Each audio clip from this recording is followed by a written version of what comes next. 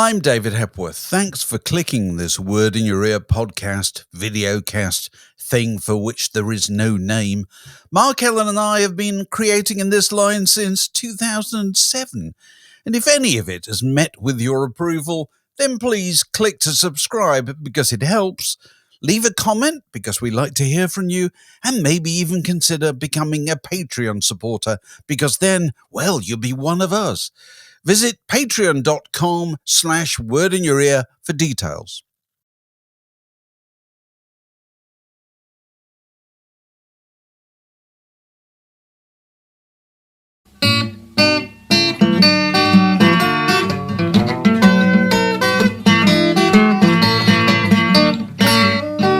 You're listening to a podcast from The Word. So here we are. Mark, I have a stack waddy game. Terrific. And it concerns your favourite subject. I'm trying to think which of my many favourite subjects it would be. Is it what are the Grateful Dead doing now? No, it's not that. Go on, far away. It's about Bob Dylan. Okay. Oh, good. Bob Dylan, well known for doing, shall we say, unexpected things. You know, making departures that most people haven't made. Here I've got 5 of these surprising departures, which caused comment in the public prints over the years. And one of them has been made up by me, okay? But the other 5 are real. And so here they go. And at the end of it, when I've gone through this recitation of 5, you can tell me which one you think is made up. Okay, Bob Dylan appeared in the Victoria's Secret lingerie commercial with model Adriana Lima. Number 2, Bob Dylan threw the first pitch out of the baseball season at the All-Star game at Busch Stadium. Number 3, Bob Dylan appeared on a TV telethon for Jewish charities and sang Have a Nagila with the actor Harry Dean Stanton. Number 4, Bob Dylan wrote a song with Gene Simmons of Kiss called Waiting for the Morning Light. And finally, Bob Dylan did a voiceover for an advertisement for the Cadillac Escalade in which he said over the soundtrack, "You can't fake true cool." Okay, one of those five has been made up by me. The other ones are real. Would you like to venture a guess? Those are really, really good. They're really good. Now, don't say anything, okay? No. I'm going to run through, but I'm thinking that I must have missed a news story involving the first pitch of the baseball season. I'm not sure. I might have done. So I tend to think that's probably true. Obviously, Victoria's Secret is true. We know that. Did he appear in the ad, though? That could be I don't know. He certainly endorsed and provided the music for a Victoria's Secret lingerie advert about maybe 15 years ago.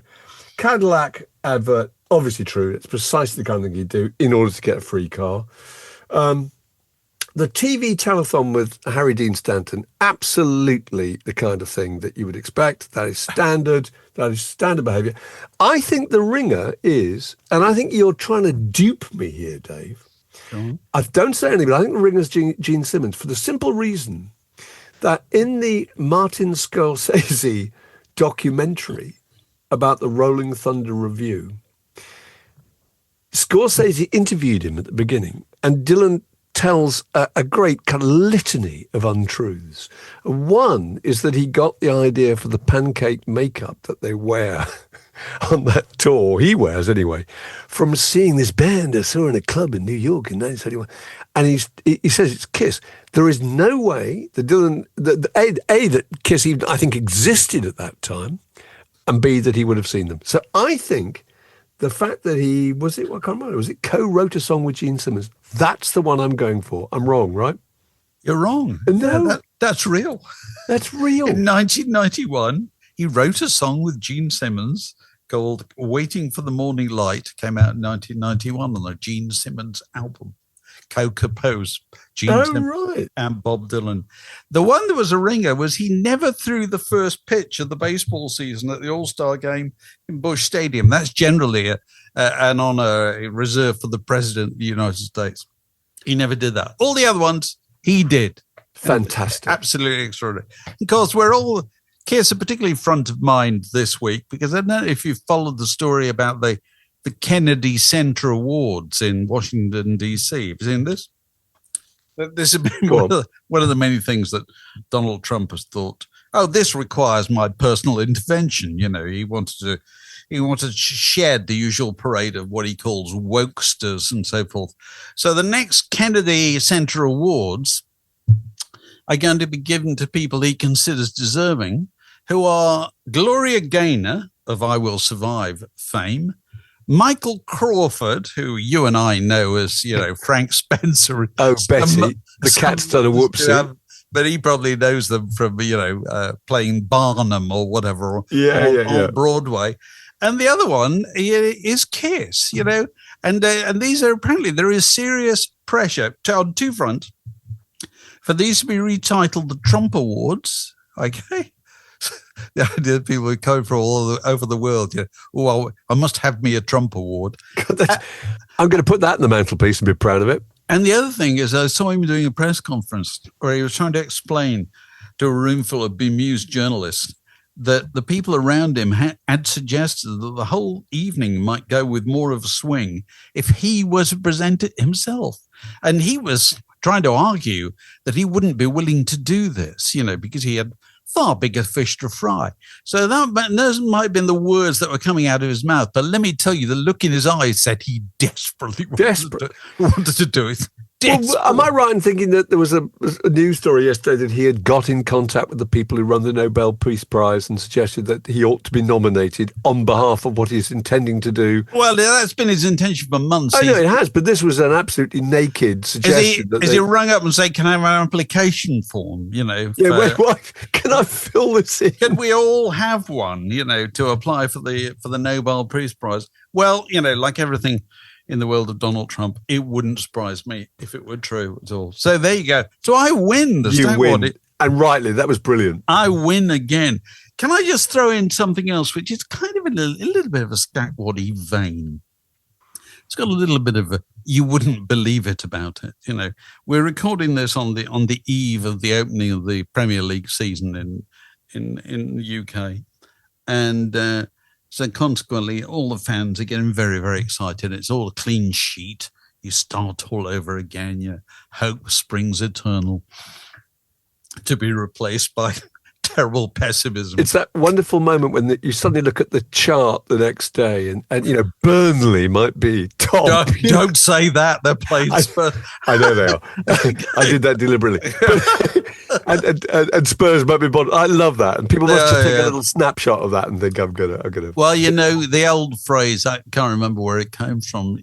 Was it Wordsworth or whatever? Never glad, confident morning again, or something. Oh yes, good. This is glad, confident morning. Yeah. This is when everybody started. And I was watching a clip of some guy going around, I think the Liverpool superstore at Anfield, looking at this season's new replica kit and deciding which of two particular versions of this replica kit you ought to spend, his hard-earned money on.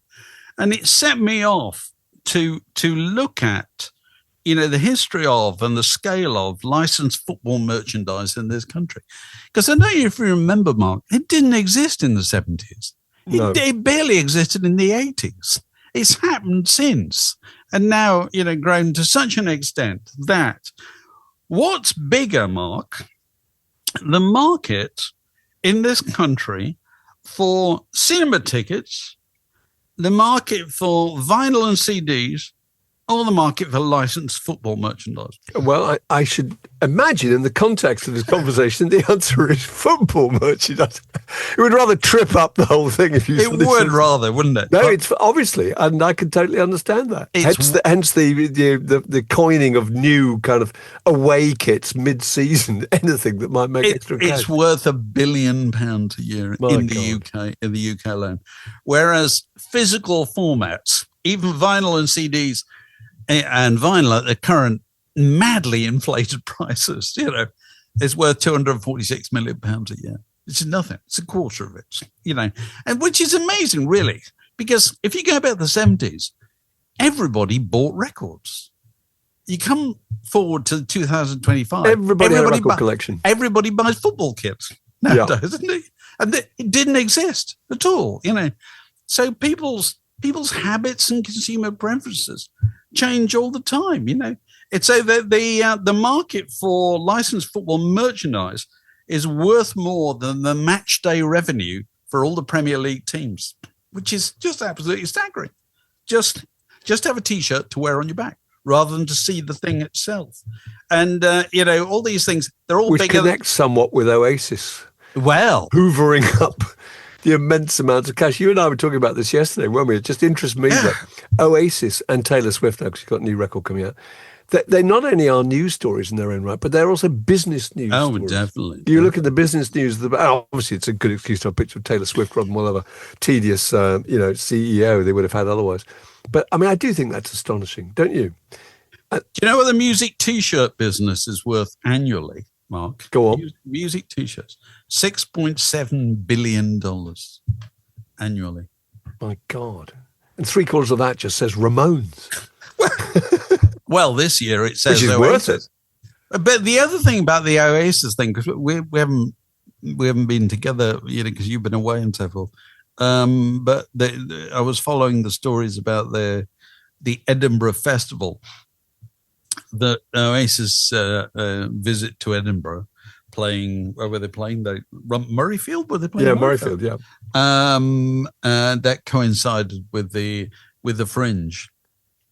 And which meant that accommodation prices had gone up like crazy, And of course, it's been a huge boon to the local economy in terms of pubs and bars and cafes. Yeah, Edinburgh reckon they've got £151 million out of it.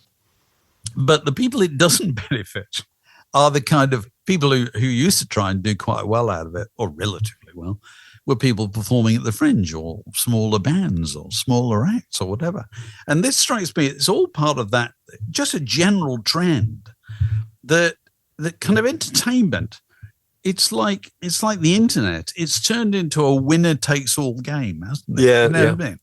You have one Spotify, you have one Apple, whatever. And now you kind of have a one rock band. Oasis, although I suppose you were telling me it was like Coldplay or do?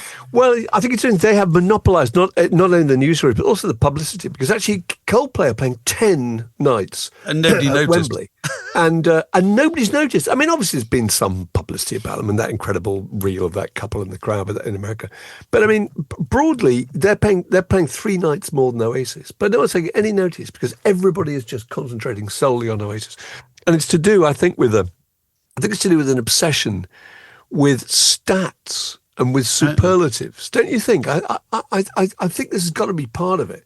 I think there's various things. One is that we don't have a universal handle on music anymore. You could say, here's a story about Elton John.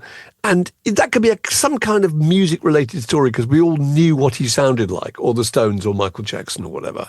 And they don't anymore. Everything's so divided that the only story about the Taylor Swift that everyone's going to understand is a statistical story about record breaking. And I think the other is this idea of being obsessed with things being bigger and bigger and bigger. It's a kind of Instagram world, don't you think? That the adjectives used to be kind of epic and mega and iconic and legendary, and now everyone's inventing more adjectives like that, like super excited, super thrilled, or whatever. Everything's got to be one louder. Well, we're in the world of awesome, aren't we? Yeah. Once everybody started adopting the word awesome to apply to anything that wasn't poisonous, that was, the whole scale of human experience had to be thrown away and started again, didn't it? Yeah. It's got to be awesome to be in any way even roughly acceptable, But also at the same time, the Oasis thing, I do think it's all part of just scale becomes immensely attractive to people in itself. But there are certain acts, there's going to be one act, isn't there, that finishes up just breaking that barrier, and they become the one that is the big event. And the harder it is to get tickets, the more those tickets become attractive. Glastonbury versus all other festivals, has just won, hasn't it? It's the one that... Yes. absolutely everybody feels they ought to be at. And that's what happened with Oasis, that it got to the point where everybody felt this was the big event and I've got to have some stake in it. I'm going to have to go. Yeah. You and I know various people who've been and all spent hundreds and hundreds of pounds. And those are just the hundreds they've told you about. Oh, yeah, that's not travelling there in the hotel in Manchester. If they did a proper accounting, it would be significantly more than that, probably. Yeah. But it's also, here's my question. If you take the Oasis thing and go back to the point I'm making about a winner-takes-all world, people like to, the standard narrative of the music business, when people talk about the music business, they always say, well, it's not fair. It's not fair. Why is it not fair? Well, it's not fair because record companies, they kind of pull the strings and they put money behind certain things, and radio stations only play certain things, and promoters only get behind certain things. And I always feel like saying my riposte to this is always the supposed unfairness of the record business is as nothing compared to the unfairness of the general public. Because the general public decides what it's prepared to spend money on, and it doesn't give a hoot about anything else at all. And so the more money you spend on Oasis or Taylor Swift or whoever is the big ticket at the time, the less money there is to spend on the deserving cause down the end of the road. If you go and spend £800 going to see Oasis, and that's 8 lots of £100 you could have spent on a load of other people who are sitting there playing to half-empty halls, aren't they? Yeah. And there's no shortage of them at all. But it doesn't seem to bother anybody's conscience at all, because it's just the desire to be there at the big thing. And also, here's the other dirty secret of this. People really like spending a lot of money. They really like that feeling, that they've, that they paid for the big ticket item, like people like going to kind of expensive restaurants. They like going to places that are difficult to get into. They really like that. But also, if you've spent a lot of money going to a restaurant, you have to justify to yourself that you made the right decision. You're encouraged to come out and go, that was brilliant. There's no point in coming out and going, God, the portions were so small. Or, You've got to believe you made the right decision. And that's the whole thing about this Oasis thing. It's entirely the event that everybody has got to have some opinion about. And the best way to have an opinion is to have been there. Yeah, well, we've got an opinion. We haven't been there. We haven't been there. That's perfect. Now, are you familiar with the 4-letter acronym that I came across this morning, which is R-I-Y-L? Say it again. It's difficult to say. R-I-Y-L. R-I-Y-L. Something in your life. Something in your life. No. Go on.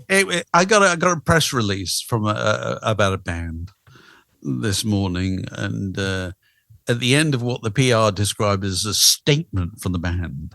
Bands now make statements as though they're the Bader Meinhof group or something, rather than Freddie and the Dreamers. Yeah. And at the end of this rather portentous statement about what their music supposedly represented, it said R-I-Y-L, and that this I've discovered through researching means recommended if you like. Recommended if you like. That's completely new to me. But then, Dave, you know how hopeless I am. I got an email yesterday because I was trying to set up a Zoom for Word in Your Ear, and someone said, he might be here in person in October, or do you want to do it DTL? And I don't think I'd ever heard DTL. I had to think. I figured it out, obviously, but DTL.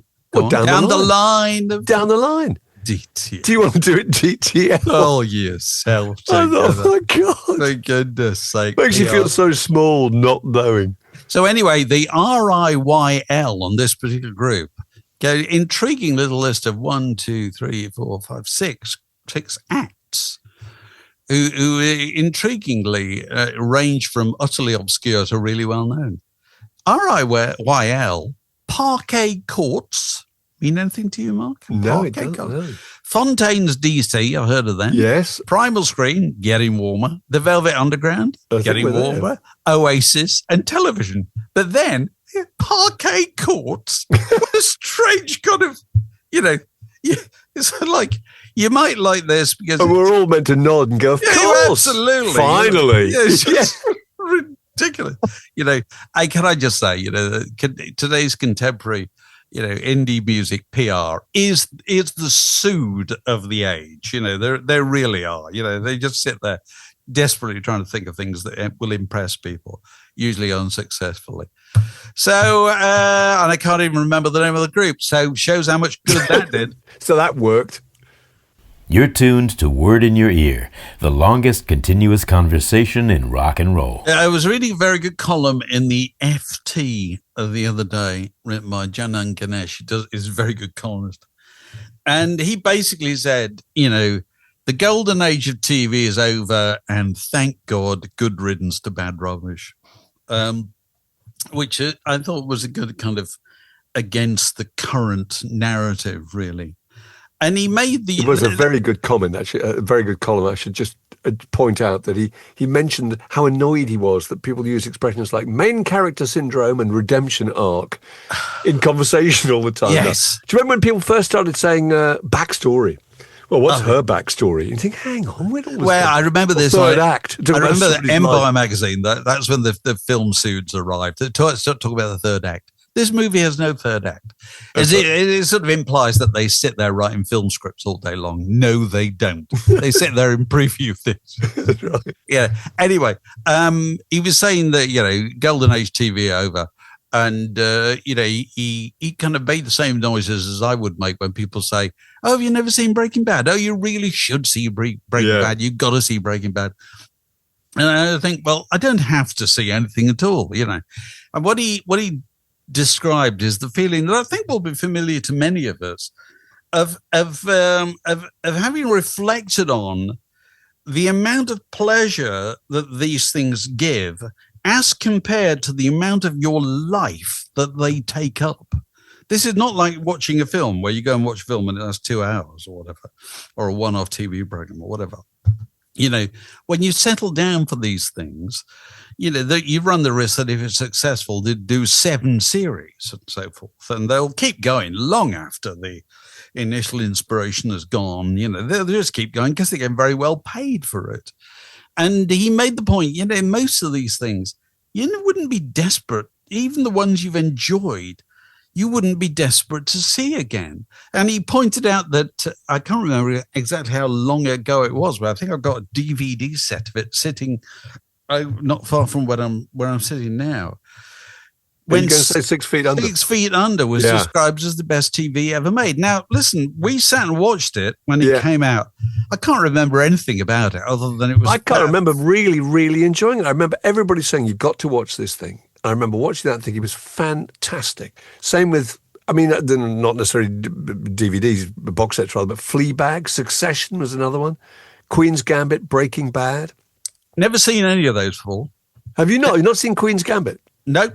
No, is that the thing about chess? Yeah, about chess. Never been bothered. God, I thought they were all brilliant. The thing that struck me about it was that what seems so attractive, because I've got no desire to see any of them ever again. That's the interesting thing. Yeah, it's really interesting. I think what seemed so attractive the first time, I remember this particularly with Breaking Bad, which I thought was absolutely unbelievable. I don't think I'd ever seen anything so good, it's the pace of it. It's the fact that it is so slow. It's the length of the thing. It's the possibility to explore characters in that kind of depth. It's epicness. That all seemed really attractive. Weirdly, the second time around, all those things seem unattractive. But do you think what that sensation you're describing really is the sensation of being a fish on the end of a line? Because basically, at the other end of the line is a producer and some writers in Hollywood thinking only one thing. They have only one thing in mind. It's this. Are you going to watch the next one? That's all they're bothered about. They're not. They don't. Most of the time, they don't know how these things are going to turn out. They haven't worked that out. They've just tried to get it, tried to get it pitched, tried to get it commissioned, get the first few made. And as my son-in-law, who works in the TV and film business, always says, they all spend most money on the first 3 episodes because those are the ones that the portal that get people in. And if you're sitting there wondering what's going to happen with this character, well, let me introduce you to the scriptwriter. because he or she doesn't know either. They don't know either.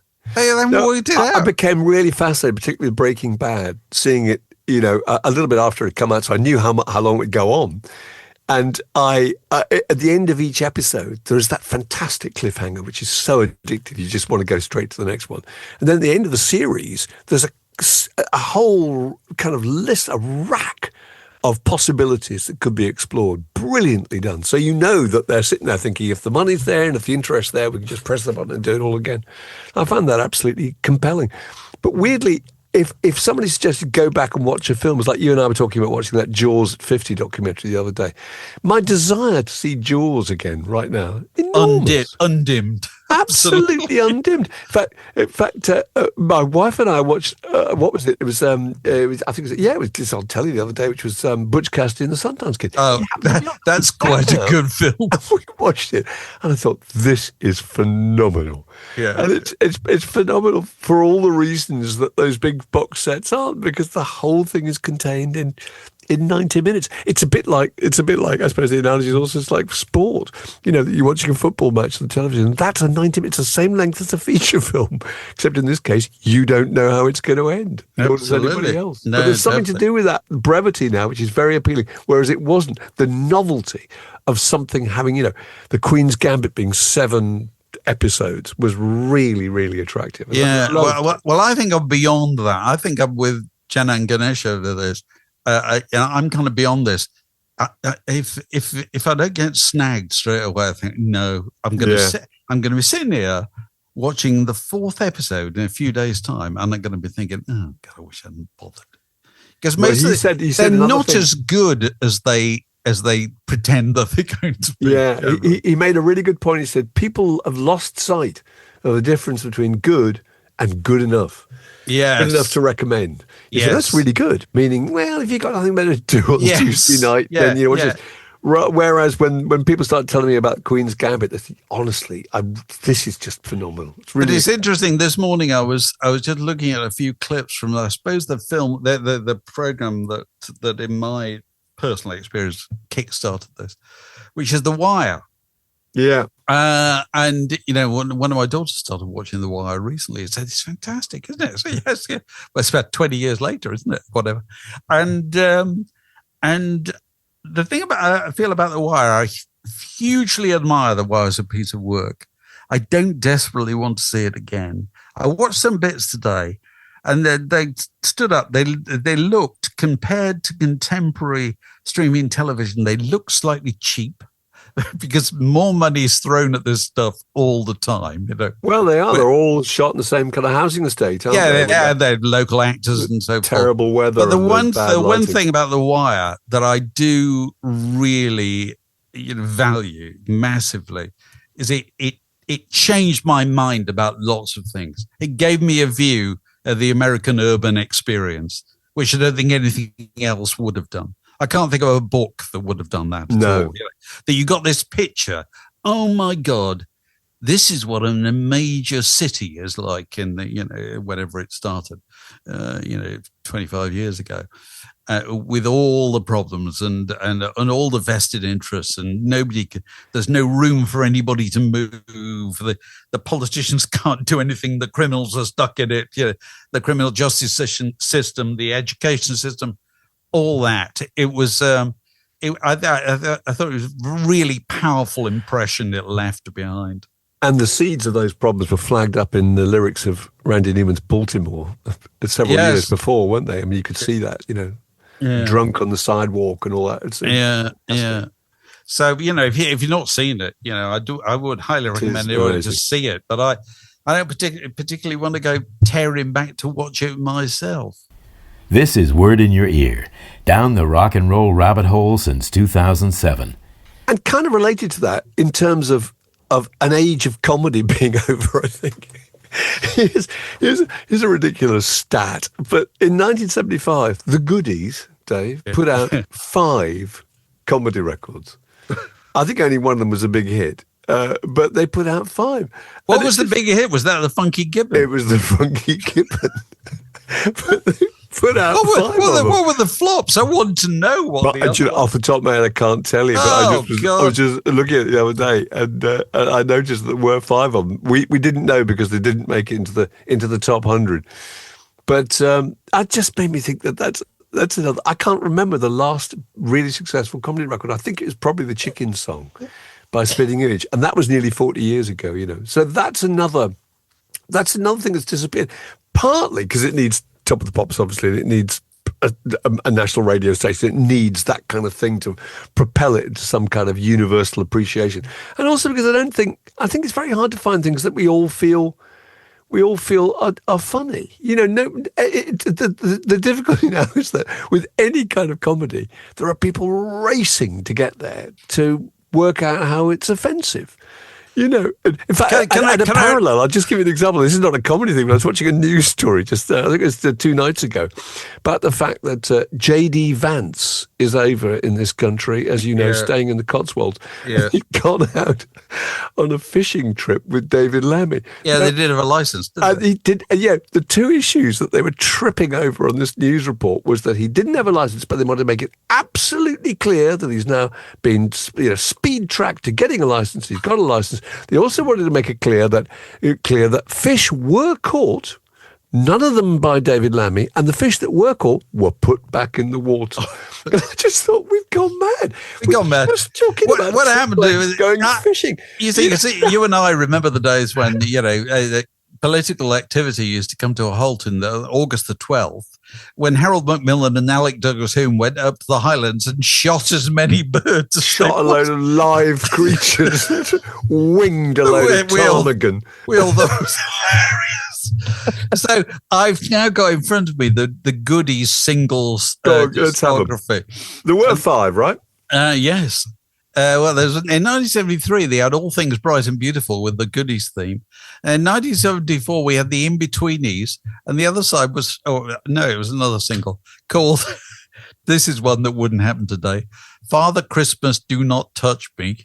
Oh, Lord, yes. And then the Goodies theme, and then the Funky Gibbon, and then Black Pudding Bertha, the Queen of Northern Soul, Nappy Love, Make a Daft Noise for Christmas, Custard Pie, Elizabeth Rules OK. That was for the Silver Jubilee or whatever anniversary it was.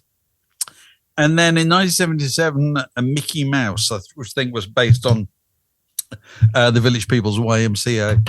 So that was the glorious, platinum strewn. The hit-strewn streak of the Goodies. And it's just amazing when you think that the Goodies, how popular the Goodies was, wasn't it?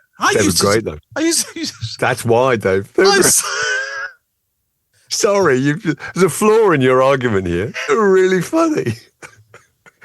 Even if you were a student.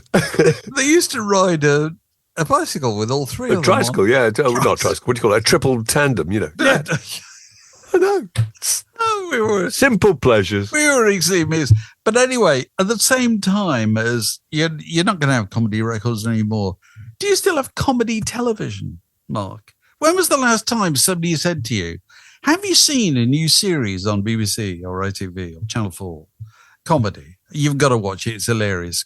It's Father Ted. Right? That's a good point. I don't think so, no, because there are kind of comedies going on, things like Not Going Out, not that I've really watched. But that's been gone on for years. Gone on for years, but also they're not. The difficulty again is that people can't agree on that particular type of comedy and those particular type of characters. The things that get recognised as comedy aren't necessarily billed as comedy programs, and the really good examples of that, I think, are The Trip with Steve Coogan and Bob Brydon, and Gone Fishing with Bob Mortimer. Yes, that's true. It's just genial chat, isn't it? Yeah. And those are genuinely hilarious, to some extent, possibly even spontaneous programs. And they're very cleverly engineered them so you get the kind of comic bits, which they might riff beforehand. I don't know. Yeah. But those are funny, but they're not billed as comedy. Once you say, you've got to watch the amazing new comedy that's got Alison Steadman in it, is this, that, and the other, and there's 6 of them. you kind of watch them and you think they're all right, but your expectation's quite high. Which the thing about Bob Mortimer and Paul Whitehouse is you watch that thing, and firstly it's about, catching carp or being in some beautiful lake somewhere in the little place they're going to stay in the evening, and then suddenly some humorous riff develops, and you're completely enthralled by it. And it's talking of the background, out to be funny. Talking of the background, do you remember the guy who used to be the head of network features of the BBC that we used to know because that was the part of the BBC that did Whistle Test? There was a guy called Roger Orton. Oh, yeah, I remember very well. He used to turn up at the filming of Old Grey Whistle Test thing. Whatever. And Roger, I remember sitting with him once, and he said the secret of making programs that appeal to older people is you have lots of green in them. And I remember thinking, that's a bit rich. But as time's gone by, I thought, that's so true. All creatures great and small, Pot Black, The Golf. Oh, the vet series. Gone fishing, anything in the country, you know what I mean? Because it's restful to look at. Because the Antiques Roadshow. That's a really good point. And also, can I just give you another further go? Yeah, Antiques Roadshow, obviously, because it's set in a stately home. No, Mark, no. I'm a TV critic. I'm going to point out something to you that you probably missed. It's not set in a British stately home. It's set outside a British stately home. It's outside. It's the gardens. It's the gardens. Where is the Great British Bake Off set? Oh, it's in an enormous garden in there with a tent. Outside. It's the garden outside. It's outside. It's in a place where no creature in the history of civilization ever baked. It's in a garden. Why? Because it looks lovely. It looks really nice, and it's restful. Yeah. So if you want to have anything that's watched by older people, and the only people who watch television are older people, it's got to be green. So that was definitely part of it. That proves the point with Gone Fishing, certainly. Brilliant. Yeah, and but just my final challenge to the people out there on the subject of TV comedy: is there in the year 2025 a TV comedy sufficiently popular for them to do a Christmas special to promote Christmas night? Because I don't think there is. And for years there was. Morecambe Wise, Gavin and Stacey, and I'm sure Porridge, there's millions of examples. Those are things that brought the nation together, didn't they? Because everybody loved those things. Is there still anything like that in 2025? Well, if there is, it's The Office. The Office was years ago, isn't it? It was years ago. No, of course. There wouldn't be one now. I couldn't think of one now. Anyway, there's your challenge. You're listening to Word in Your Ear. Cheaper than therapy, and you can walk the dog at the same time. My idea for a film, and sadly, I only got this idea from just thinking about Bobby Whitlock, who died the other day. And Bobby Whitlock went out with Paula Boyd, and it just struck me what an amazing three sisters. My idea is it's the rock and roll Mitford sisters. It's the story of Pattie Boyd, Jenny Boyd, and Paula Boyd. God. And I mean, if you look at it, Pattie Boyd, obviously we know, Eric Clapton and George Harrison. Jenny Boyd, the muse that, inspired Donovan's Juniper. Mick Jagger tried to have an affair with her, I think dedicated a song to her. She shared an apartment with Magic Alex. She went to Rishikesh. Yeah. She co-wrote 2 songs for Fleetwood Mac, but the manager decided to give the credits to Mick Fleetwood, her then husband, who, Dave, she married twice. She married twice. She married him. They got divorced. They got married again. She finished up marrying the drummer of King Crimson, Ian Wallace. And then you got Paula Boyd, the third Boyd sister, who dated, as it were, Bobby Whitlock. In fact, there's a song, I think, called Song for Paula on his first album. And had an affair with Eric Clapton, which unkindly people thought that Eric Clapton did that deliberately in order to get the attention of her elder sister, Pattie, with whom he was in love. Oh, and she finished up marrying Andy Johns, the producer. I mean, that's pretty astonishing, isn't it? 3 sisters, all with that kind of rock and roll connection and all with those kind of extraordinary lives. It's a movie. It's a movie. And it also chimes with the theme, that we constantly return to on these conversations, which is, think of the family. Don't think of the rock star. Yeah. Think of the poor sods who had to live with them. Yeah. And had to put up with all of it, because that's an even more astonishing story. Kind of slightly connected. I think I sent you this morning. There's a really good piece in the New York Times about Molly Drake, mother of Nick and Gabrielle Drake. I don't know if you had an opportunity to look at it. I've looked at it. In fact, I've played some of the songs she'd written, which I'd never heard before, like I Remember. They're fantastic. She was really good. She's really good. A compilation of her stuff came out not that long ago. And when I was talking to, I can't remember his name, Callie Coleman, who runs the Nick Drake estate, the other week I was talking to for a word in your ear about Nick Drake. He said the next thing he was working on was Molly Drake stuff. And but anyway, the New York Times, if you go and look on their site, it has this absolutely beautiful home movie footage of her. I've seen it.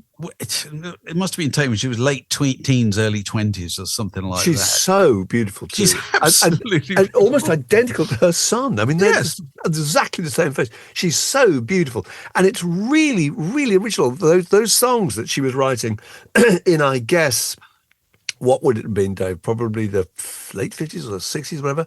And he makes the point in the New York Times article that she wasn't writing funny little ditties derived from stage musicals for a hobby. These were really original, really emotional, really serious love songs. And there was no tradition for what she was doing, because I think Joe Boyd is quoted in the same article saying that she would have been met with the same puzzlement as Nick was met by years later, which was what she was doing didn't fit into anybody's clear category of what pop song ought to be. Yeah. But when you hear them and you see her in her youth, because obviously she got married young and she went out to Burma to be with her new husband, and they lived the kind of colonial. She got married in the late 30s. I mean, very young. Yeah. Yeah. It lived the colonial life. I think she found rather hard to do, and she came back, and then she went back again, didn't she? Yeah. And but you can see her at the center of some kind of white mischief type drama, can't you? Some Somerset Maugham play or something. Absolutely extraordinary. And you think of her, and then her relationship, with her family, and then her son, and then the tragedy of her son. You think, God, there's a film there. You know what I mean? That's what I found myself thinking. Absolutely. And the music too, you can hear that soundtrack. Yeah. And I thought it was interesting that Nick Drake himself, of course, made very sniffy comments about the music to her, saying how he thought they didn't like the music. And she said, well, at least they're my songs. Yes. So I thought it was a really good response. You may not like them, but I wrote them. And then years later, she thought she'd lost them, didn't she? Yeah. And then Gabrielle found them somewhere. Yeah. She was burst into tears. She was so grateful story. that they've been preserved, But it's a fantastic story. It's in the New York Times if you have access to that. Mark, can I just mention a major revelation for me? Go on. In the last week or so, Paul Weller. I really liked the idea of Paul Weller, and I love the Jam, and Style Council, great stuff. But Paul Weller as a solo act, I've never kind of got on with. I don't know why. There's just something kind of lumpy and difficult, another abrasive about his vocal or something. I don't know what it is. But Paul Weller has a new record out now, which is absolutely fantastic. It's a covers album, and it's called Find El Dorado, and it's I can't get over how good it is. The first track I heard was I Started a Joke. The old Bee Gees song? Oh, it's a Robin Gibb. Robin Gibb. It's a fantastic Was it Robin Gibb on his own? I Started a Joke, started the whole world laughing. Laughing. It's brilliant absolutely brilliant. And his version of it is amazing.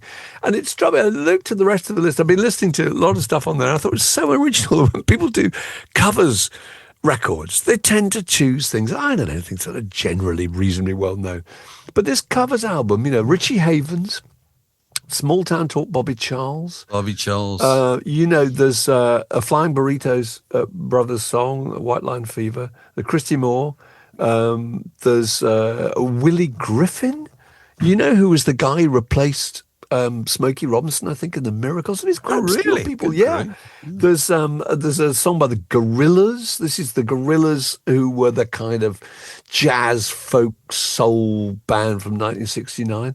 There's a Kink song, Duncan Browne. Now that's obscure, is it? Duncan Browne. Well, it's a Journey was a hit, wasn't it? Journey, yeah, was a hit, wasn't it? Oh, that and was a hit. That Duncan Browne record, which you can still find on Spotify, that first record which you made on, I think, a rack or somewhere like that. It's a really good record. Really good record. And I'm pretty sure Journey is on that one. Oh, right. But I thought it was so good. And also he covers the Brian Protheroe song that you... Oh, well, which I spoke to. Yeah, and you spoke to him the other day. It's a really interesting story, that. So Brian Protheroe, actor, first of all, a musician in his teens in a folk group, comes to London to make his fortune, doesn't succeed, falls into acting, and is quite early on in his career is called upon to play the part of a rock star. And they realize that he's a musician. Since he's a musician, they're going to get him to write some songs, and he does. And the producer of the play is so impressed. The producer says, "I'm going to go and get you a record deal." And here's the amazing detail. He did. He went to Chrysalis Records, and they said, "Great, okay, let's make some records." Brian Protheroe had written this song called Pinball, which was just based on the fact that he was living in Covent Garden. Now, those were the days when actors could afford to, actors could afford to live in Covent Garden. And he was mooching around Covent Garden on a Sunday, going to the pub to play pinball machine and wondering if they had any pale ale. And I think the second line of the song is they've run out of pale ale, which is an extraordinary anachronistic idea in 2025. And of course, the thing came out as a single, and he got to number 22. Didn't get any higher, but it's one of those records that loads of people remember. Yeah. And even Morrissey has it on his compilation. Morrissey, exactly. Of his favourite stuff from the 70s. Played it to Noel Gallagher. And I was talking to Brian Protheroe about it. He said, "How did Paul Weller come to hear it? He must have been about 14 at the time, I suppose." Yeah, that's probably true, But just what to me was really interesting talking to Brian Protheroe was here's a guy who'd worked as an actor up until his 70s. He's now in his 80s. He's only recently retired, really. He's I'm not in the casting directory any longer, kind of thing, And he says, "I've played all the Shakespearean roles, done everything, but what's the most memorable thing about me? That record." You know what I mean? If you make a pop record that gets to number 22 in 1973 or 4, whatever it was, and even 50 years later, people are still flying the flag for it. No, absolutely. I think it's a really touching thing. It is really touching, but there's one specific thing, whereas all those different roles are very hard to identify one, but that's the one thing people remember. He must be really proud of that. Oh, he's thrilled. He thrilled. He went to get it remastered. He said, "I took my grandson to Abbey Road to watch it being remastered." I thought that's a very affecting moment. That's a real JR Hartley moment. It is. I haven't seen the JR Hartley commercial on YouTube yesterday. Here's my old dad, old granddad. He was a pop star, in 1973. Yeah, making vinyls. That's right. That's touching. Yeah. So well that's one. Anyway, that's one of the podcasts we've done, haven't we? The Brian Protheroe one. We did you talked to Peter Ames Carling about Born to Run. About Bruce Springsteen's Born to Run. We did. Yeah. Jar Wobble, who I see it's been a big hit actually. And not surprisingly, Jar Wobble talking for 40 minutes of just unedited madness. It's terribly funny. And at one point, a pest control officer arrives. And we did. I tell you what, it's a really interesting thing. You meet loads of rock stars when you're going up and down, who pride themselves on being, "I'm a bit of an eccentric, I'm a bit of a nutter." Yeah. They're very often bores. Yeah. Jar Wobble is not at all. No, a lot of them are putting on a bit of an act to be a bit of a character, but he's just naturally, spontaneously, brilliantly witty. Most of the comments, and of which there have been many actually about that podcast, of people saying this guy should just do a stand-up. He should just go up on stage. Yeah, absolutely. You talk about anything. And just riff and talk about anything and just take questions from the floor, He's really good. Yeah, all that stuff about bass players. What did he say? Bass players are the short order cooks of pop short order music. cooks. Yeah, and explains very logically why he says that. He's really good. Yeah, very good indeed. And we talked to Tanita Tickerham. That was very good value. She was really interesting. She was That'll very be up good. soon. And we also talked to, as people will know who listen regularly, any subscribers, top tier subscribers, on the occasion of their birthday, get to chuck a conversational log on the fire. This was the turn of Ed Newman, talking about the dangers of box set addiction. And now it's time for Word in Your Ear's Birthday Guest of the Week. Well, as regular listeners will know, top tier and our most loyal subscribers get, on the occasion of their birthday, to add to the debate with a subject close to their heart. And we're joined by Ed Newman. Ed, firstly, happy birthday. Fantastic. This is the fifth time I think you've been on the podcast, so it's quite hard, I imagine, to keep coming up with, even annually, new topics to debate. But what have you got for us? That's right. I have to think about this through the year. What I might have to come up with in the for the podcast. So I want to talk about box sets, if that's okay. Yeah. I have the first box set I bought was in the mid-90s, and it was I think it was a collection. I saved up for it. It was a collection, a Stax singles collection, and but then I've noticed recently, maybe in the past decade, the box sets are just having a bigger sort of space, if you like, on my on my record shelf, and I thought I'd try. Why is that? Because that's interesting, isn't it? Is it because there are some people who, as they get older, get less adventurous, and they tend to concentrate on things that they like and want more on the stuff they like. They just want to dig deeper into particular. Is that part of it, do you think?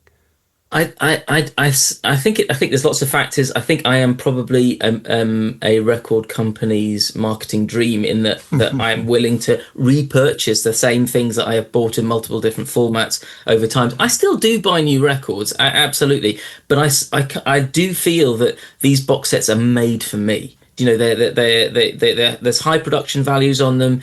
They're nice products. They're quite tactile. You even see unboxing videos for these things on YouTube, and very I know. There's something kind of sexy about somebody tearing the wrapping off of it. I know. You just think, I would love to own that, but then again, it's £273. Exactly, and I think actually that there's a real variation in how much value you get within that box set, if you know what I mean, and I think that really depends on the records that you previously own as well, and whether it's plugging a gap or if it's something, or you're exploring it, about someone. But it's a huge amount. It's a huge amount of shelving space. It's a huge amount of money.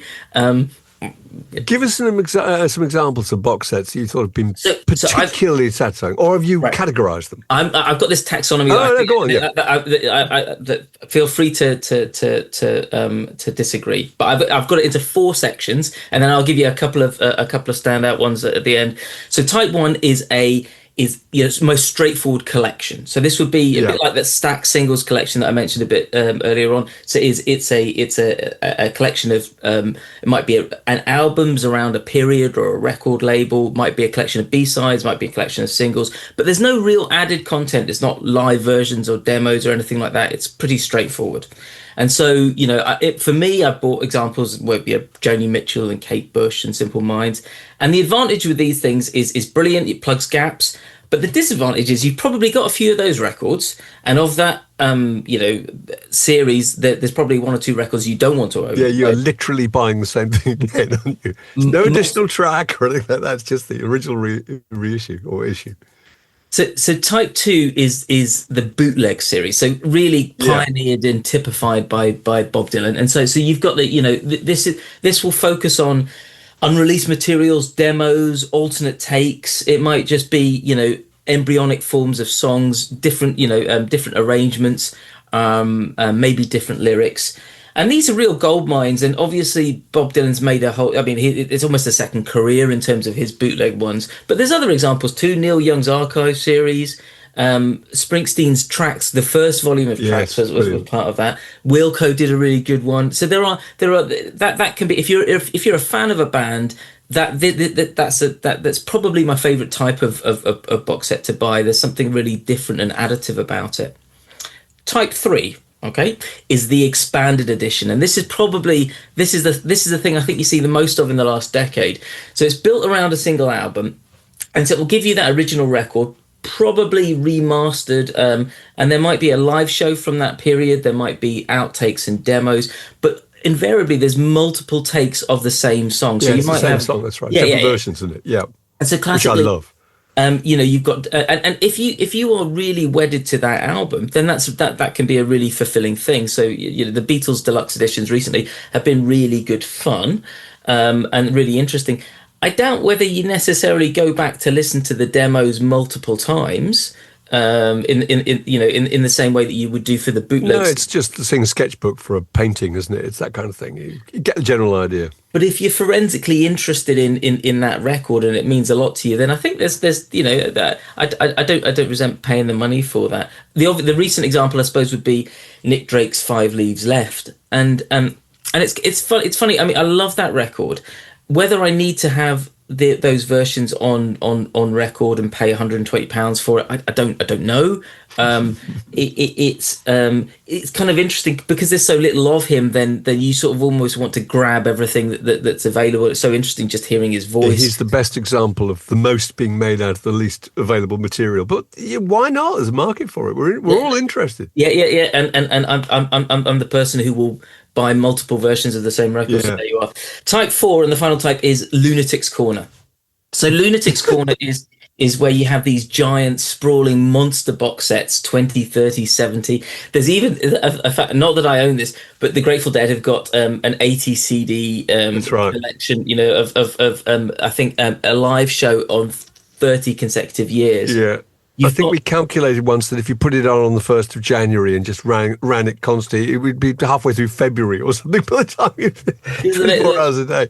And you got, and even within Bob Dylan's Bob Sets bootleg series, there's some real lunatic ones. There's the line he did. You can buy the 1966 tour, not just the Royal, the Manchester show or the Royal Albert Hall show. You can get like, I think it's 18 versions of the same tour on 36 CDs, and I mean the set's virtually identical. So if you're gonna, and by all accounts they're good recordings, but if you're going to go through, that's going to take a long period of time. That's quite a weird exercise as a listener to go in. Steve and Wright, the only way you can absorb that is by going through presumably and taking off that your favourite version and then compiling your own record of greatest hits. Because otherwise you're going to go mad. That way madness lies. No, and I think it is. It's for the completists, the archivists, the total obsessives. I think you can, most box sets you can put into one of these 4 categories. There are a couple that will tick more than one box, so they might have a series of albums, but there'll also be some live and kind of other things that are associated with it. But I wanted to highlight 2 box sets that I think are worth things that I really love. So one of them is a band in my view is really underrated over time. That's the Go-Betweens, and so the Go-Betweens have got. I will show you. I know this is this is their box set, and they had 3 of these that came out, and you got the and the thing is they never reissued the 80s output on vinyl. So you got the records, and you got some live content, a nice book, a poster, and the additional content was really good. But what was as a fan, as someone who really loved the Go-Betweens, there was for the first 200 people who signed up for the box set, you got a book from Grant McClellan's library. And so Grant sadly died back in, I think, maybe about 20 years ago. That's right. Yeah, no, we've interviewed him in the past. Fantastic. And so Robert Forster sort of gives a wee note inside Grant's book from his life, and I have to say, as a fan, that was just quite. So that's a book from just any book that he happened to have owned and read, and it's just passed on. Yeah. That's really lovely idea. So I got a Julian Barnes book, and Grant had inscribed the first page, and then Robert had done a little thing to it, and it was just an example of just buying something that was. I absolutely. I returned to the box set. I like owning the book, and it's just a beautiful idea. Really good. What's the second one? So the second one is because I think this is and it's recent and it's unusual, and that is Springsteen's Tracks 2. I find I don't know if you've listened to it, but essentially it's 7 albums that he didn't put out, over time. And this is the very recent one, isn't it? Yeah. And it's I having bought more than my fair share of box sets. This is a bit weird. It's 7 separate cohesive pieces of work that could in other circumstances have been put out as records in their own right. They're not. And it's just unusual. It's just, having not heard these, can I ask, because always your suspicion was something that never appeared before, is inevitably that was there an obvious reason for that? I mean, did you find it satisfying? I've really pondered this. So I went into this cynically. I thought, right, these are going to be they're going to be substandard for some reason. There's something that here's my cash, rip me off. That's right. And I think for 3 or 4 of them, I have no idea why they didn't put it out. I mean, genuinely, maybe that there's that whole thing. It doesn't have a hit single on it, fine. But they're really nicely produced. They sound like they're from one period. They are, if you know him, they sort of they very much fit with the period in which they're recorded. Yeah. I find it. Imagine you're a session player, right? And you've been asked to play on a Springsteen record, and this might be a highlight of your career. And then it never seems comes out. It must be awful. You think, oh, these are really good songs, and my guitar sounds great on it. So at least that guarantees some satisfied customers. That's right. The people who played on it. and I don't know. Again, the test of these things, I guess, is longevity. And if you're listening to this in 2 or 3 years' time, fine. And it might be that I'm not. And I'm listening to, I'm going back to Born to Run, or Nebraska, and I'm not listening to this box set. But I still think it's it is. That's brilliant. It's a big piece. Well, I think it's a bit like your relationship with books sometimes, that you get older and you start to fix on certain authors. What you want to do is stop at that author and go back and dig as deep as you possibly can into their back catalogue, and it's just more of things that you like. And in a sense, being less adventurous. But Ed, that's absolutely brilliant. And I'm particularly taken with the recommendation of the Go-Betweens. The 200 books from Grant McLennan's library is a lovely idea. Thank you very much for coming on. And when we talk to you next year, as I'm sure we will, I hope so, that shelf behind you will probably be groaning or possibly just been demolished by the sheer weight of additional box sets. This podcast was brought to you by The Word.